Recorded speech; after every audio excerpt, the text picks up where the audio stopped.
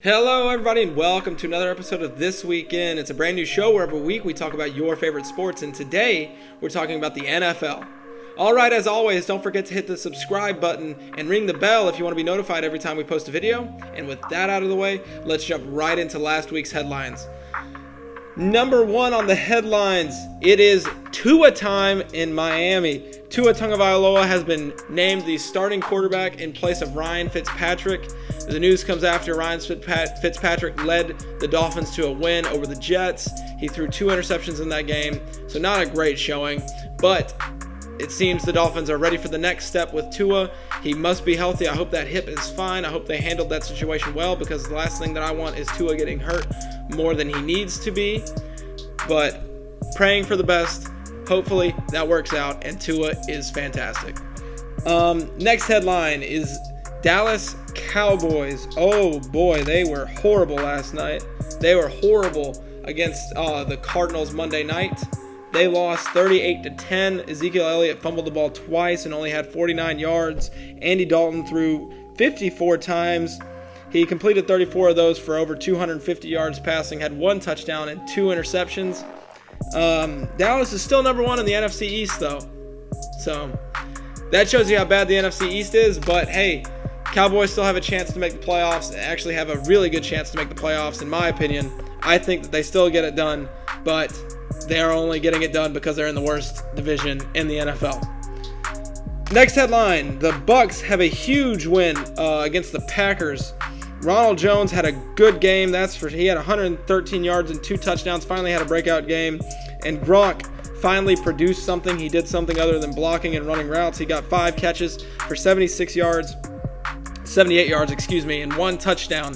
And the Bucs are number 1 in the NFC South. So that's a tough division with the Saints in there as well. So Tom Brady's finally living up to what he promised the Bucs whenever he decided to join them last year. All right, with that out of the way, with the headlines done, we're going to move on to fantasy predictions with Matt. I have 3 predictions for y'all, so take my advice. I am 3-3 in my division, in my fantasy league, so I never am wrong. Bills defense, if you have them, play them. They're playing the Jets. They're going to force a couple turnovers. I think that they have double-digit points. As a defense, that's very good. I think that if you have them, you definitely need to start them. If you don't have them and you want them, they're worth the trade, because they're going to do great against the Jets offense, who have no one, in my opinion. They're just Adam Gase and that whole Jets organization. They're just trying to get Trevor Lawrence at this point. All right, my next prediction would be with Deandre Swift. He had a good game last week. He had over 25 points. And this week he's playing an even worse run defense in Atlanta. I think he could have a big game. He's really coming on at the right time. I think with Adrian Peterson and Kerryon Johnson in the backfield, I think he gets some good carries. So if you need to pick somebody up on your waiver wire, somebody who's not really picked up in many leagues, go for Deandre Swift. I think he has another plus 15-point game. Next guy is Chase Claypool. He's really been on fire after having a 4-touchdown game for Pittsburgh. I think he has another good game. Last week he had another plus 15-point game. I think he does it again. If you haven't picked him up, do it now or trade for him. I think that he's one of the unsung heroes, a rising star in fantasy leagues. All right, with that out of the way, let's jump into the good this week in fantasy. This is stuff that you should know. If you know anything about football, you should know these guys. Ezekiel Elliott, I think he's going to have a bounce-back game. I think Ezekiel Elliott will come back from those 49 yards and 2 fumbles. I think he has a monster game, and I predict he might even go for 20 points, 20-plus points. DeAndre Hopkins, always can count on him to get you some points. I think he's in a high-scoring game, and he's dominant. He demands the football. So I think Kyler Murray finds him a lot, and he has 10 catches or more. If Michael Thomas is back, watch out. The slant king himself will get 10 catches from Drew Brees, no doubt about it. Michael Thomas, if you have him and he's healthy, start him, no questions asked. Now let's jump into the bad. These players, do not touch them. Do not mess with them. I do not think they're going to do good this week. Number 1 is Cam Newton. He had a horrible game last week, and he's playing a team in the 49ers that I think are a stingy defense, and the Patriots like to run the ball, so I don't expect him to put up many points this week. Another quarterback, Derrick Carr. If you have Derrick Carr, which I don't think many people do, unless you're playing in a big league, don't get him. Don't get him this week. He's playing Tampa Bay, and Tampa Bay's defense allowed Aaron Rodgers just to get 3.8 points. So they're about to play an even worse quarterback than Aaron Rodgers. I wouldn't put my faith in that. I would not pick him up. I would not start him.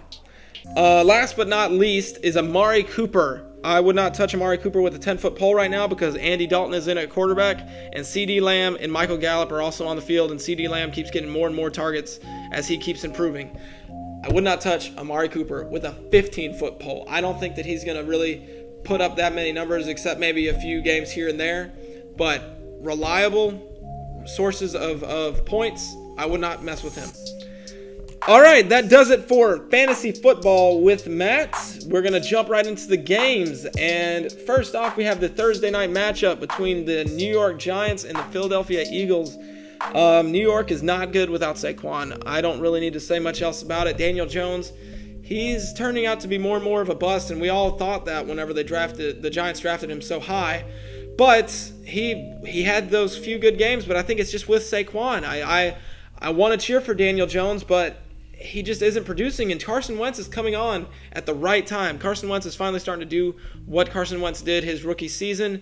I think that the Eagles get it done. I think the New York Giants lose again, and it's just not looking good for the Giants. Once Saquon went down, they've just not been able to win games. All right, and next game, we have the Pittsburgh Steelers taking on the Tennessee Titans, and Derrick Henry is a force. Oh my gosh, that man, he put over 200 yards on only 22 carries.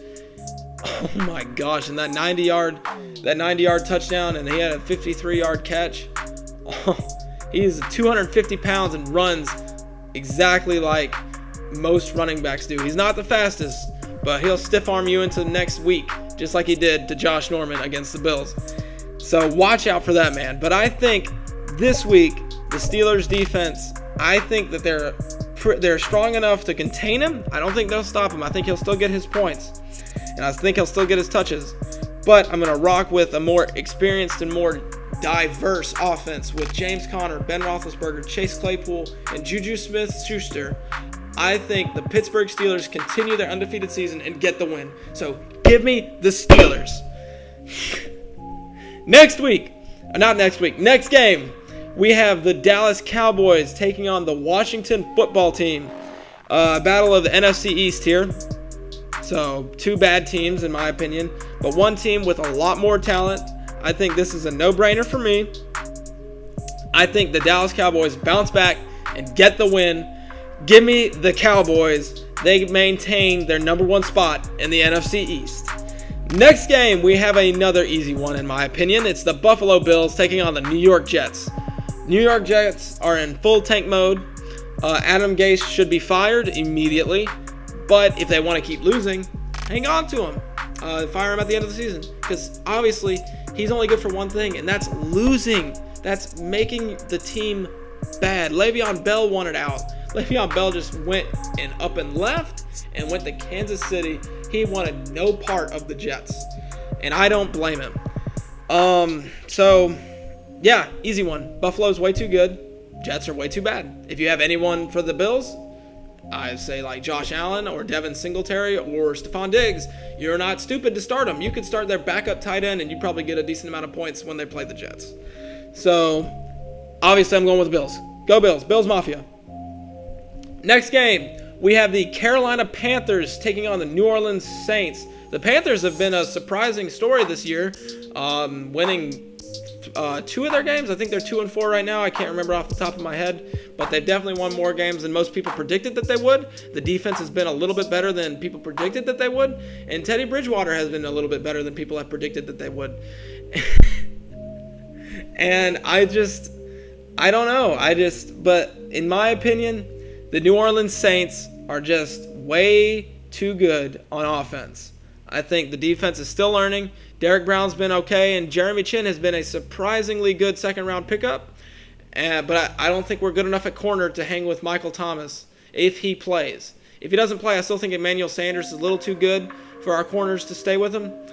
But I have to go against the Panthers here, and I think the New Orleans Saints get the win, and the Panthers lose another game.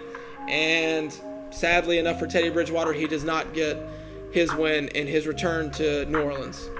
So, give me the Saints. Next game, we have the Green Bay Packers taking on the Houston Texans. And the Texans have, they've been playing really well since they fired Bill O'Brien. They sadly lost last week against the Titans in overtime due to some stupid rules in NFL with their overtime. But nevertheless, they still lost. They played their hearts out. But you can tell that this team is fighting a little bit different. They're putting a lot more into it now that Bill O'Brien's gone. And he can't ruin the team anymore. So I think Green Bay, they have a better game. But I think the Texans win in a close game where Deshaun has to take one final drive in the fourth quarter. I think the Texans win. I think they get it done, but a close one. Give me the Texans. All right, next game, we have the Cleveland Browns taking on the Cincinnati Bengals. Baker Mayfield is officially on the hot seat. His clock is dwindling in Cleveland. He has started to stink. He has not been good recently. I don't know what's happened to him, but it is not good. It's not looking good. On the other hand, though, Joe Burrow has been doing surprisingly well for rookie quarterbacks. He's thrown 4 interceptions but 6 touchdowns, and considering the talent around him, that's pretty good. He has done well. The Bengals are not winless, so in my opinion, that's good for them. But I'm going to have to go with the Cleveland Browns on this one. I think that they have too much talent on both sides of the ball with Odell, Jarvis Landry. Myles Garrett is just too good. I think they get it done. I think the Cleveland Browns have a bounce back win and get it done against the Bengals. So give me the Browns. All right, next game, we have the Detroit Lions taking on the Atlanta Falcons. Atlanta has been on fire recently. They put up 40-plus points against the Vikings. I think Julio Jones and Calvin Ridley is a dynamic duo. Those two can go off for 100 yards plus every week. So you need 2 good corners to stay with them, and most teams do not have that. I don't think the Lions have that. They have Jeff Okudah, but he's a rookie. So I mean, he's just not going to be able to hang with Calvin Ridley or Julio Jones, in my opinion. I think Detroit will not be able to stop him. I think with all those factors in mind, I think Atlanta gets the win. They've been playing a lot better since they fired Dan Quinn, just like the Texans when they fired Bill O'Brien. So, give me the Falcons. All right, next game, we have the Seattle Seahawks taking on the Arizona Cardinals. This game will be high scoring.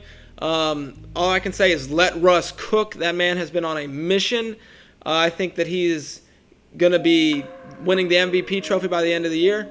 He is by far in the lead, in my opinion. He's the best quarterback, and best quarterback usually wins MVP in recent years. I think that he'll win. I think that the Seattle Seahawks will take it easily, and I 100% know that DK Metcalf and Tyler Lockett will get open, and Seattle wins in a high-scoring game. So, give me the Seahawks. All right, next game, we have the Jacksonville Jaguars and Gardner Menchu taking on the Los Angeles Chargers and rookie quarterback Justin Herbert. Jacksonville's not good, and the Chargers are decent, so I'm going to go with the Chargers and Justin Herbert, who's been on a tear recently. Jacksonville had one good game in week 1, and we all thought, oh, whoa, watch out for Jacksonville. They could be a sleeper. They have not been good recently. Gardner Minshew may not be the answer for Jacksonville as they had hoped, but the season's not over yet, and a lot can change in one game. So we will wait and see, but I'm going with the Chargers. I'm pretty confident in this one. So give me the Chargers. All right, next game, we have the San Francisco 49ers and the New England Patriots going at it in Foxborough, Massachusetts. San Francisco, they responded well after the Dolphins kicked their butt 2 weeks ago. And injuries have plagued the 49ers. Raheem Mostert's back out. He just got cleared and then re-injured his ankle. So bad news for them, but hopefully they usually do running back by committee down there. And hopefully Jerick McKinnon can pick up the slack. I think that he'll get it done. And I think that the San Francisco 49ers beat the Patriots because Cam is having a rough week down there. He didn't get to practice much. I don't think that practicing is going to help him this time, at least as much. I think he has a better game, but I don't think that he produces as much as Cam Newton needs to for his teams to win. And he doesn't have enough weapons around him to produce that well. So give me the 49ers and Jimmy Garoppolo. Next game, we have the defending Super Bowl champs in the Kansas City Chiefs taking on the Denver Broncos. I think Kansas City and Patrick Mahomes have too many weapons on offense to be stopped against the Broncos. I don't think the Broncos defense is good enough to hang with them.